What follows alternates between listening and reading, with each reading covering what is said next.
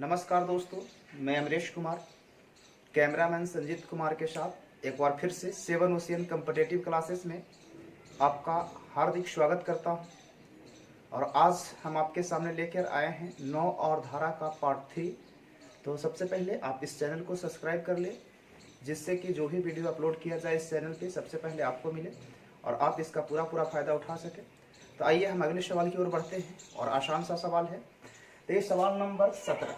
सवाल ये कहा है कि राम धारा के साथ एक निश्चित दूरी जाने में और धारा के विपरीत आने में 6 घंटे का समय लेते हैं। आगे कहा यदि शांत जल में नाव की चाल 12 किलोमीटर है, यानी कि नाव की चाल x बराबर आपको दिया हुआ है 12 किलोमीटर प्रति घंटा। आगे कहा है तथा धारा की चाल 5 किलोमीटर प्रति घंटा है, यानी y बराबर भी आपको दिया हुआ है 5 किलोमीटर प्रति घंटा। तो आपसे सवाल ये पूछा है कि तो प्रारंभिक बिंदु से उसके गंतव्य स्थान तक की दूरी को ज्ञात कीजिए। तो मान लीजिए कि ये स्थान रहा होगा, ये A है, ये B है। अब देखिए इसको हम आपको पहले तो बेसिक तरीका से बता देते हैं, क्योंकि बहुत से सवाल ऐसे होते हैं जिसमें अगर आपको बेसिक पता ना हो तो वो सवाल बनेगा नहीं। बाकी हम ट्रिक से भी इस सवाल को बताएंगे, लेकिन पहले बेसिक देख लीजिए। तो हम ये मान लेते हैं कि A से B तक की दूरी को मान लिया जाए कि D किलोमीटर है। अब कहा है कि राम एक दूरी को जाता है और पुनः वापस आता है, और जाने और आने में उसे कुल 6 घंटे का समय लगता है। तो समय बराबर होता है दूरी बटा 4। और एक चीज याद रखिए कि जब ये व्यक्ति अगर गया होगा यहाँ से यहाँ तक और फिर यहाँ से यहाँ तक वापस आया होगा, तो अगर एक बार ये साथ गया होगा तो दूसरे बार अपोजिट आएगा, या पहले बार अपोजिट जाएगा तो दूसरा बार साथ आएगा। तो पहले हम ऐसा करते हैं कि पहले साथ गया होगा तो डी दूरी को गया जाएगा और साथ में जाएगा तो 12 5 17 के स्पीड से। अगले बार इस डी दूरी को जाएगा और अगर साथ गया था तो फिर विपरीत में आएगा, और विपरीत में आएगा तो 12 में से 5 गया 7 के स्पीड से। और ये दूरी बटा 4, ये दूरी बटा 4 इनके समय, और टोटल समय दिया हुआ है 6 घंटा। तो आपसे सवाल ये पूछा है कि दूरी ज्ञात कीजिए। तब कुछ नहीं, एलसीएम लिया जाए तो 17 और 7 का एलसीएम होगा 119। 17 से काटेंगे 7 बार यानी 7 डी, प्लस 7 से काटेंगे तो 17 डी और बराबर 6। अब इधर करेंगे तो एक 17 और 7 24 डी बराबर 6 गुने 119। और डी की मान की अगर बात किया जाए तो 6 गुने 119 बटा 24। 6 से काट दें 4 बार, यानी कि आपका जो उत्तर आएगा वो आएगा 119 बटा 4। 119 बटा 4 के मतलब ऑप्शन नंबर सी जो है वो सही जवाब। चलिए, तो ये तो आपका बेसिक था, लेकिन अगर हम इसी को आसान तरीके से बनाना चाहें तो एक और आसान सा तरीका है। लेकिन ये सिर्फ जब दूरी आपको निकालना हो और सीधा दूरी जाएगा और वापस आएगा, तभी आप इससे ट्रिक के माध्यम से बना सकते हैं, नहीं तो आपको बेसिक का यूज़ करना ही पड़ेगा। तो आइए इस तरह के सवाल को हम ट्रिक से कैसे बनाएंगे। तो पहले आपको दिया हुआ है समय, देखिए तब इसमें आप कुछ नहीं, स्पीड, डिस्टेंस और टाइम, ये 3 कॉन्सेप्ट याद रखिए। इसके पहले हम चैप्टर पढ़े थे स्पीड, डिस्टेंस और टाइम। तो स्पीड, अब 9 धारा पढ़ रहे हैं तो इसका स्पीड क्या होगा, तो एक बार x प्लस वाई और एक बार होगा x माइनस, क्योंकि या तो धारा के साथ चाल होगा और नहीं तो धारा के विपरीत। तो धारा के साथ चाल, तो बताइए 12 के और 5, 12 5 कितना 17 के स्पीड से, और 12 में से 5 गया कितना तो 7, यानी कि स्पीड आपका आया 17 यूनिट और 7 यूनिट। तो अब डिस्टेंस क्या होगा, तो कुछ ना कुछ डिस्टेंस इस बार आप अपने से मान लीजिए। अपने से मानने का मतलब सबसे बढ़िया उपाय होगा कि इन दोनों का एलसीएम। तो इन दोनों का एलसीएम मानिएगा तो 17 और 7 का एलसीएम होगा 119। तो यहाँ लगेगा, अगर 17 के स्पीड से 119 डिस्टेंस तय करेगा तो यहाँ लगेगा 7 घंटा, और अगर 7 के स्पीड से 119 डिस्टेंस तय करेगा तो यहाँ लगेगा 17 घंटा। और किताब में आपको दिया हुआ था कि टोटल समय जो है वो 6 घंटा लगा है, लेकिन यहाँ देखिए 7 घंटा यहाँ और 17 घंटा यहाँ, यानी कि 7 घंटा जाने में 17 घंटा आने में। तो टोटल समय 17 और 7 कितना लगा 24। तो जो 6 है वो किसके बराबर होगा, तो 24 के बराबर। और आपसे कहा है कि डिस्टेंस ज्ञात कीजिए। तो डिस्टेंस आपको पता है 119 माने थे, 119 6 से काटेंगे 4 बार, यानी कि उत्तर आएगा 119 बटा 4 किलोमीटर। चलिए दोस्तों, तो अगला सवाल ये है और उसी तरह का बस थोड़ा सा चेंजिंग है इस सवाल में। देखिए सवाल ये कहा है कि एक नाव बिंदु ए से बी तक धारा के साथ यात्रा करने में और वापस बिंदु सी जो कि ए और बी के बीच में है, यानी कि एक नाव है जो ए से बी तक धारा के साथ गया, धारा के साथ यानी x प्लस वाई स्पीड से दूरी तय किया और कहा कि वापस बिंदु C जो कि A और B के बीच में है, यानी कि ये C है बिंदु और C कहाँ पर है तो A और B के बीच में, यानी कि दोनों बराबर है। और कहा है कि आने में कुल 26 घंटे का समय लगता है, यानी कि अगर यहाँ धारा के साथ गया होगा तो जो B से C तक की दूरी आया होगा वो धारा के विपरीत आया होगा। और कहा आने और जाने में कुल 26 घंटे का समय दिया। आगे कहा है कि यदि धारा की चाल 4 किलोमीटर प्रति घंटा, यानी कि y बराबर आपको दिया हुआ है 4 किलोमीटर प्रति घंटा, और कहा है नाभ की चाल 10 किलोमीटर प्रति घंटा है, तो आपसे सवाल ये पूछा है कि तो बिंदु A और B के बीच की दूरी ज्ञात कीजिए, यानी कि फिर से वही सवाल A और B की जो दूरी है बीच की वो क्या है। तो आप देखिए आसान सा सवाल, सबसे पहले जब इस तरह का सवाल हो तो यहाँ से यहाँ तक की कोई ना कोई दूरी मानना होगा, लेकिन दूरी माने क्या, तो अगर यहाँ से यहाँ तक की दूरी को आप d मानेंगे तो ये आधा d/2 हो जाएगा। तो उससे बढ़िया है कि AB तक की टोटल दूरी को आप 2d मान लीजिए, ये 2d मानेंगे तो यानी कि ये टोटल डिस्टेंस को हम 2d मान लेंगे, तो ये डिस्टेंस भी d होगा, ये डिस्टेंस भी d होगा।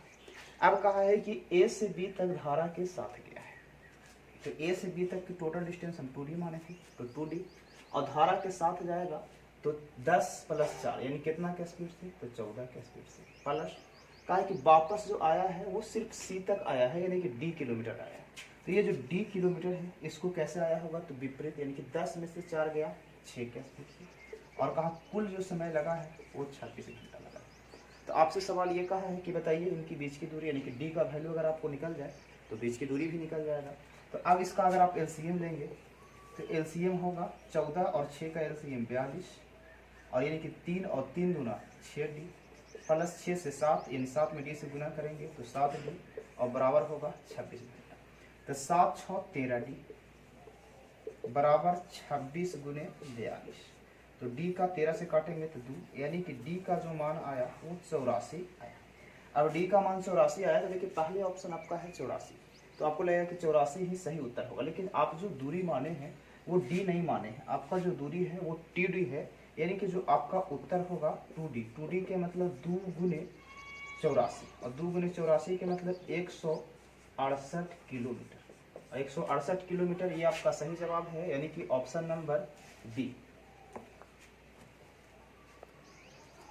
चलिए दोस्तों अगला सवाल, और बहुत ही इंपॉर्टेंट सवाल, थोड़ा सा समझने के लिए आपको बढ़िया से समझिएगा क्योंकि सवाल बहुत ही इंपॉर्टेंट है और आसान भी है। देखिए सवाल ये कहा है कि एक जहाज में किनारे से 20 किलोमीटर की दूरी पर रिसाव शुरू हो जाता है।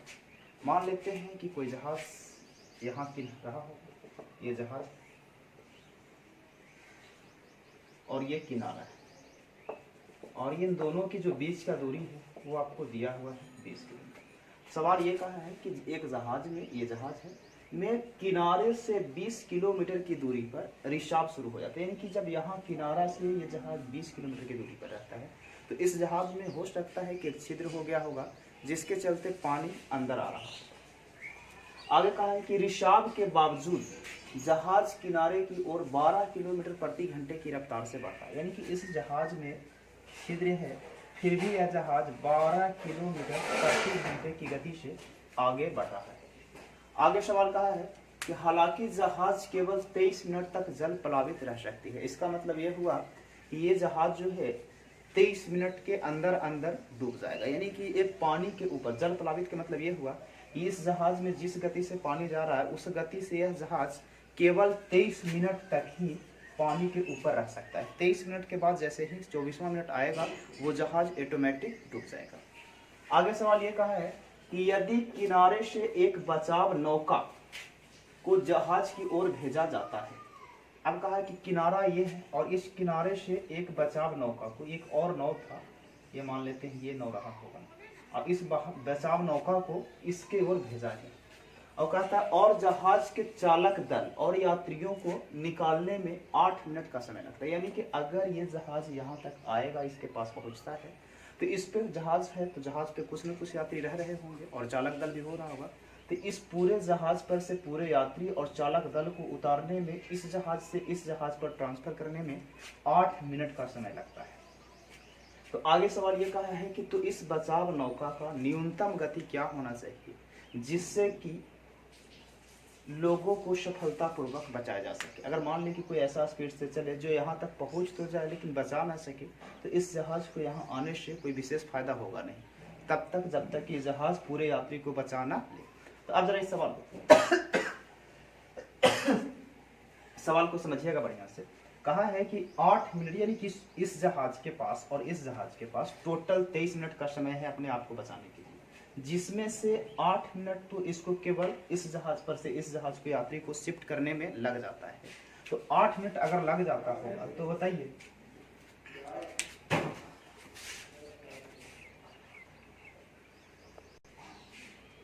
तो सवाल ये कह रहा था कि 23 मिनट इसके पास है, जिसमें 8 मिनट इस यात्री को यानी यहाँ पर जितने भी यात्री है इसको इसमें शिफ्ट करने में लगता है। तो अगर हम कहें तो कुल मिला के मात्र 15 मिनट समय है जो इस यात्री यानी कि इन दोनों जहाज को एक दूसरे से मिलने में और बचाने के लिए। तो बताइए यानी कि इस जहाज को 15 मिनट में यहाँ से यहाँ पहुँचाना है। तो आपसे सवाल कहा है कि चाल क्या होना चाहिए। तो बताइए कि चाल बराबर होता है दूरी बटा समय। तो दूरी तो आपका है 20 किलोमीटर, तो ये 20 किलोमीटर तो रखना है। अब समय दिया हुआ है कितना, तो 15 मिनट का समय है, तो 15 मिनट इधर रख लेते हैं। अब जरा ये सोचिए कि अगर यह स्पीड जा रहा होगा तो ये नदी में जहाँ चल रहा होगा या कहीं भी चल रहा होगा, तो उस स्थिति में धारा की चाल तो होगा। तो अगर हम ये मान ले कि ये धारा के साथ जा रहा होगा, ये धारा के विपरीत हो रहा होगा, तो इस नाव की चाल कुछ ना कुछ रहा होगा।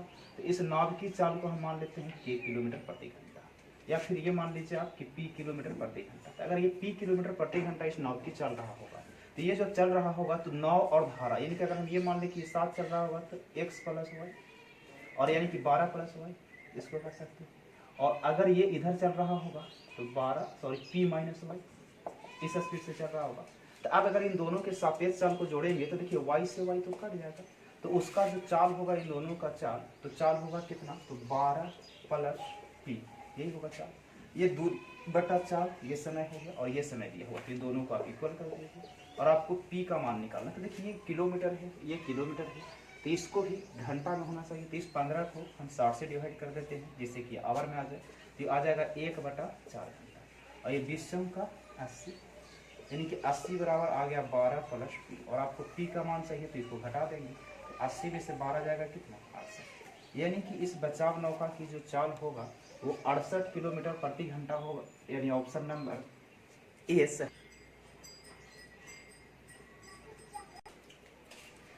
तो चलिए अगला एक और इम्पोर्टेंट सवाल मेंस 2016 का पूछा हुआ और आसान सा सवाल है। देखिए कुछ सवाल नवधारा का लॉजिकल होता है जिसमें आपको लॉजिक समझना जरूरी होता है। अगर आप उस लॉजिक को नहीं पकड़ पाए कि ये सवाल बनेगा किस आधार पे, तो आपके लिए ये जो चैप्टर है थोड़ा सा टफ हो जाएगा। तो आइए इसको समझते हैं।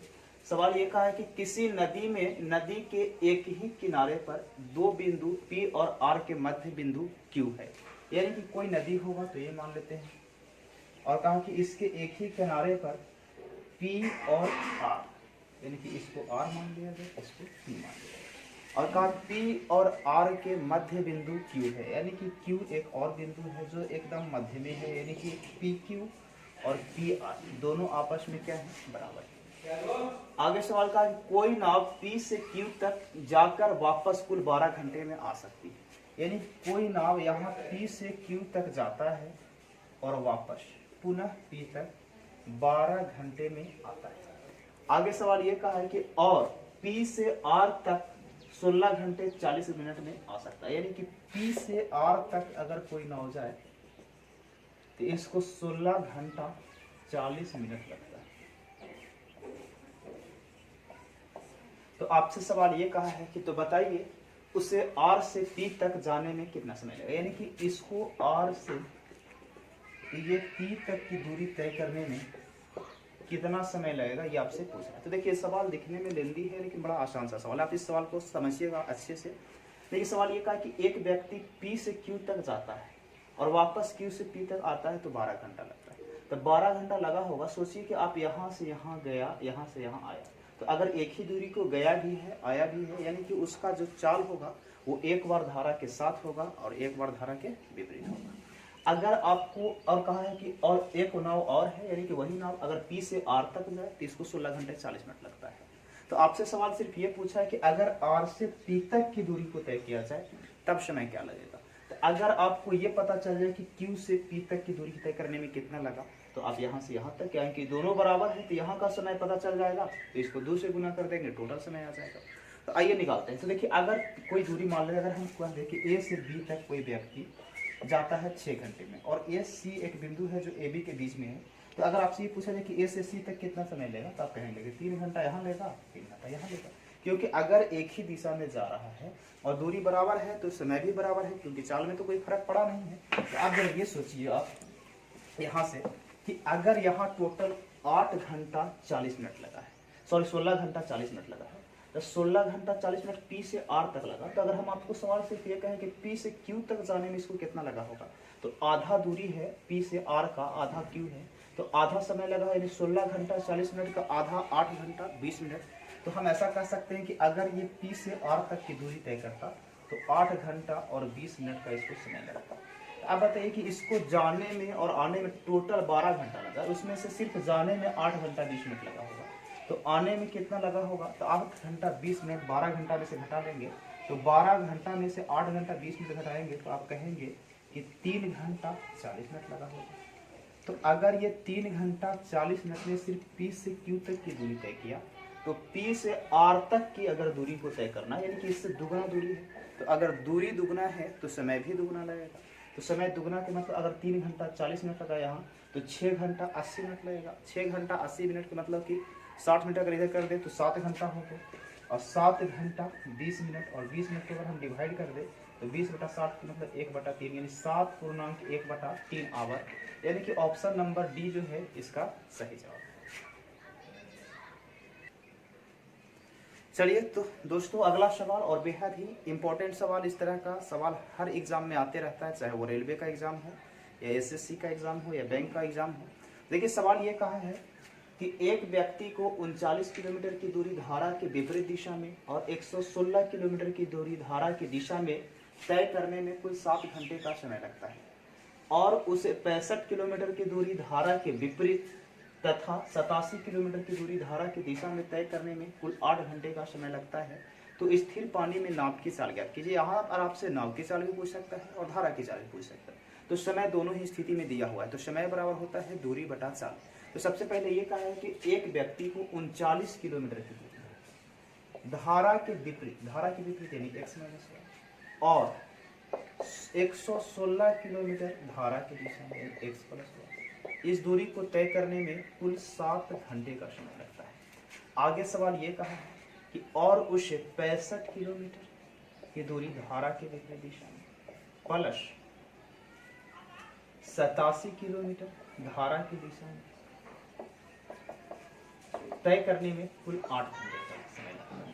तो यहाँ से आपसे पूछा है कि तो बताइए स्थिर पानी में नाव की चाल क्या होगी। देखिए इस तरह के सवाल को आप 2-3 तरीके से बना सकते हैं। तो पहला और सबसे आसान तरीका होता है जो हिट एंड ट्रायल मेथड होता है, जिससे कि आप अनुमान लगा के अपने से कुछ भी मान सकते हैं नाव धारा की सापेक्ष चाल, और यानी कि धारा के साथ का चाल और धारा के विपरीत की चाल। और दूसरा तरीका होता है जिसको आप बेसिक से बना सकते हैं, और तीसरा तरीका है जिसको आप ट्रिक से बना सकते हैं।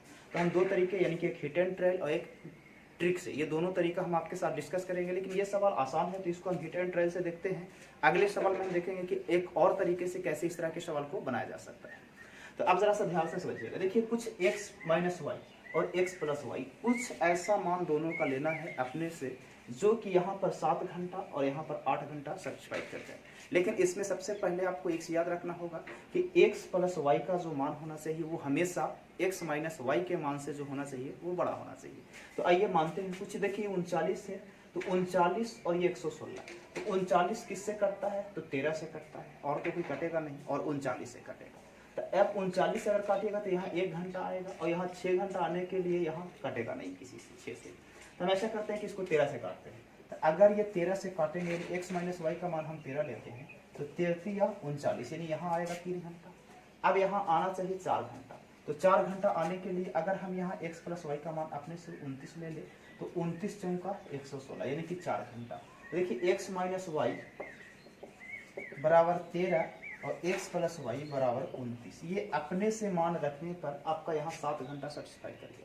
तो ये कोई ज़रूरी नहीं है कि ये जो आप मान रखे हैं ये इसमें सूट हो गया या सेट कर गया तो सही है, आपको इस मान को इसमें भी चेक करना होगा। अगर ये दोनों में सेटिस्फाइड कर जाता है तो आपका ये माना गया मान जो होगा वो सही होगा। तो आइए इसमें भी देखते हैं, यहाँ 13 और यहाँ 29 रखते हैं। तो 29 तिया 87 और 13 पच्चे 65 और 5 दिन 8 घंटा, यानी यहाँ भी सेटिस्फाइड कर रहा है, यानी कि जो मान आप माने थे वो बिल्कुल सही है।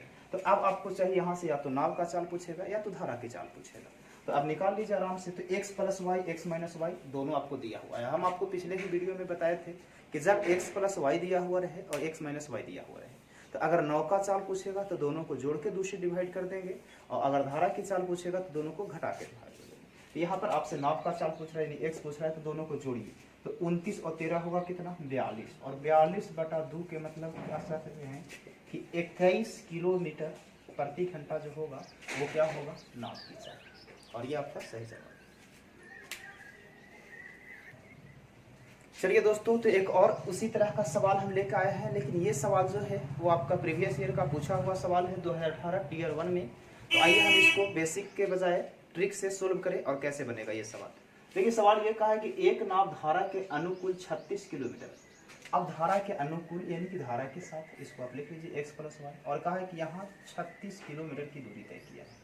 आगे सवाल कहा है और प्रतिकूल 24 किलोमीटर, यानी कि धारा के प्रतिकूल x माइनस वाई 24 किलोमीटर की दूरी तय किया है। और आपसे सवाल कहा है कि इसको तय करने में कुल जो समय लगा है वो 6 घंटा लगा है। तो लिख देते हैं। आगे सवाल कहा कि लेकिन यह धारा के अनुकूल 24 किलोमीटर, यानी कि धारा के अनुकूल यहाँ 24 किलोमीटर और धारा के प्रतिकूल 36 किलोमीटर की दूरी को तय करने में 6.5 घंटे का समय लेता है।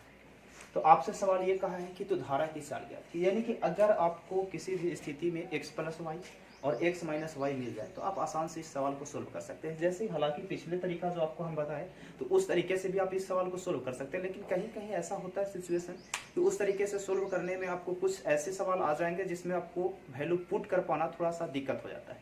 तो आइए बिना वैल्यू पुट किए भी इस सवाल को हम लोग कैसे बनाते हैं। तो देखिए सवाल ये कहा है, तो आप देखिए इसमें सबसे आसान तरीका यह होगा कि या तो आप इन दोनों में से किसी एक को इक्वल कर लीजिए, या तो आप इसको इक्वल कर लीजिए या इसको इक्वल कर लीजिए, कोई दिक्कत नहीं है। तो हम इसको इक्वल कर लेते हैं। तो अगर इसको आप बराबर करेंगे तो देखिए यहाँ 24 है और ये 36 है, तो हम उसको बराबर या फिर इसी को बराबर कर लेते हैं। तो इसी को अगर हम बराबर करना चाहें तो इसमें 2 से गुना कर दे, इसमें 3 से गुना कर दे तो बराबर हो जाएगा। बिल्कुल। तो अब अगर इसको करेंगे या फिर इसको 3 से गुना करने पर ये देखिए पॉइंट में आएगा, तो आसान रहेगा कि आप इसी को बराबर कर दीजिए। इसको बराबर करने के लिए इसमें 3 से और इसमें 2 से, देखिए 36 गुना 3 यानी 108 होगा, और यहाँ से 24 गुना 48, ये देखिए 24 तिया 72 और ये 36 गुना 72, इधर नीचे लिख लेते हैं। और ये देखिए 3 से तो 6 तिया 18 और ये 2 से 6.5 गुना 13। अब जरा इसको काट दीजिए, आप घटा देंगे तो 108 में से 48 जाएगा 60 किलोमीटर, और 60 किलोमीटर का जो बचा वो किसमें, तो 13 घंटा और ये 18 घंटा, यहाँ 13 घंटा। तो इन दोनों को अगर हम घटा दें, यहाँ से घटाएंगे सबको, तो यहाँ समय लगेगा 5 घंटा, यानी कि ये जो नाव है 5 घंटा में 60 किलोमीटर की दूरी तय करता है। अब 5 घंटा में अगर 60 किलोमीटर की दूरी तय करता है तो 60 किलोमीटर बताइए कहाँ गया है, तो आप कहेंगे 60 किलोमीटर गया है धारा की दिशा में।